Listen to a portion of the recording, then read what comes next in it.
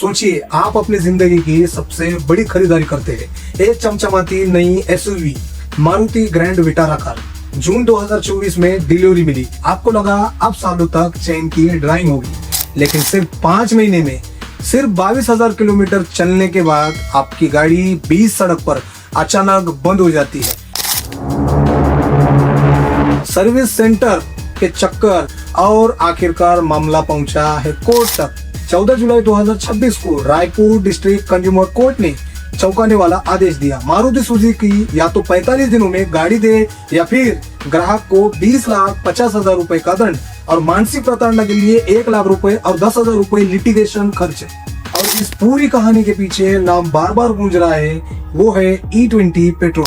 एक तरफ सरकार ऑटो कंपनियों दावा कर रही है कि E20 पेट्रोल पूरी तरह सुरक्षित है और इससे इंजन को कोई भी खतरा नहीं है, लेकिन दूसरी तरफ आम जनता चीख चीख कर कह रही है कि उनकी गाड़ियों का माइलेज 10 किलोमीटर प्रति लीटर से गिरकर 6 किलोमीटर प्रति लीटर पर आ गया है। गाड़ियां 20 सड़क पर बंद हो रही है और मेंटेनेंस का खर्चा आसमान छू रहा है। सोचिए, आप अपनी जिंदगी भर की कमाई लगाकर एक brand new Maruti Grand Vitara गाड़ी खरीदते हैं। जून 2026 में कार आती है, आप एक्सटेंडेड वारंटी भी ले लेते हैं, लेकिन सिर्फ 5 महीने बाद 22,000 किलोमीटर चलने के बाद गाड़ी का इंजन 20 सड़क पर सीज हो गया।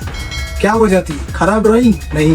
कंपनी का मैन्युफैक्चरिंग डिफेक्ट? नहीं। असली कारण वो पेट्रोल है।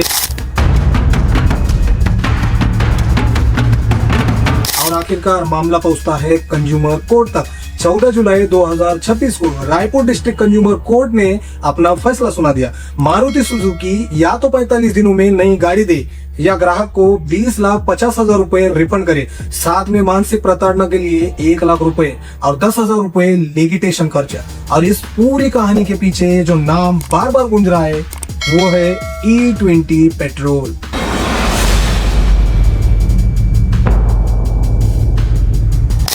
E20 मतलब 80% पेट्रोल और 20% इथेनॉल का ब्लेंडिंग।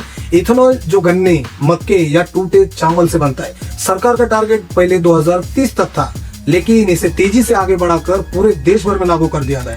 सरकार का तर्क है, भारत अपनी 85% तेल आयात करता है, इसलिए इथेनॉल ब्लेंडिंग विदेशी मुद्रा बचाती है, कार्बन उत्सर्जन कम होता है और किसानों को फायदा होता है। लेकिन यहीं से शुरू होती है असली बहस। क्या इस बदलाव को इतनी जल्दी बिना पूरे इकोसिस्टम के थोप दिया गया? अब आते हैं उस सवाल पर, आखिरकार गाड़ियां क्यों खराब हो रही है? इसके पीछे का सही समझिए। इथेनॉल की एक केमिकल प्रॉपर्टी होती है, ये हाइग्रोस्कोपिक होता है, यानी ये हवा से नमी पानी सोखता है। अगर आपकी गाड़ी कुछ दिन खड़ी रही तो यह पानी टैंक में नीचे बढ़ जाता है। 2023 से पहले बनी भारत की 75% गाड़ियां E20 के लिए बनी नहीं थी। उनके टैंक माइल्ड स्टील के हैं। नतीजा, फ्यूल लाइन में भयानक जंग लग रहा है, रबर सील्स पिघल रहे और फ्यूल पंप चोक हो रहे।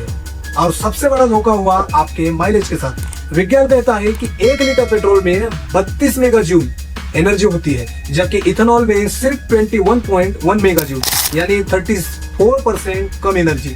जब फ्यूल में एनर्जी कम होती है तो गाड़ियां माइलेज कहां से देगी?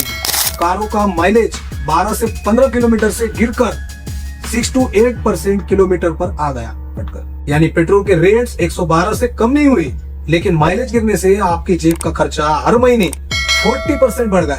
डॉक्टर प्रेमराज देवता का कहना था कि उनकी ग्रैंड विटारा लगभग 22,000 किलोमीटर चलकर बार बार बंद होने लगी और बार बार सर्विस करने के बाद भी समस्या ठीक नहीं हुई। मारुति सुजुकी ने इस ऑर्डर को उच्च अदालत में चुनौती देने का ऐलान कर दिया है।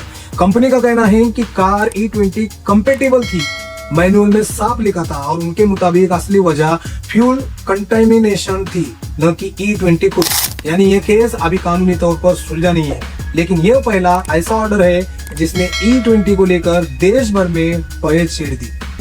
यह सिर्फ एक फ्यूल पॉलिसी की कहानी नहीं है, ये कंज्यूमर राइट, ट्रांसपेरेंसी और जवाबदेही की कहानी है। आप इस बारे में क्या सोचते हैं? नीचे कमेंट में जरूर बताइए।